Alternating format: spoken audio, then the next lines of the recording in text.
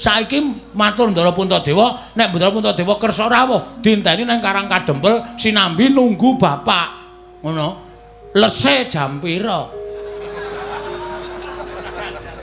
mula nek engko bapak ki isih iso nganu apa isih iso bergerak kowe golek mangsi jempole bapak dikai mangsi terus engko awak dhewe sing nulis surat dhewe Petruk bagiane semene, garing bagiane semene, bagome, terus dicap nggo jempole Semar. Duh, wis sah milik kita.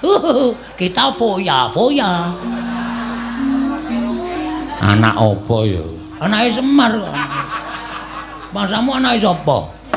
Ha iya ning ya kowe iku bangeten ora. Rasa ditangisi, wis men ra apa-apa.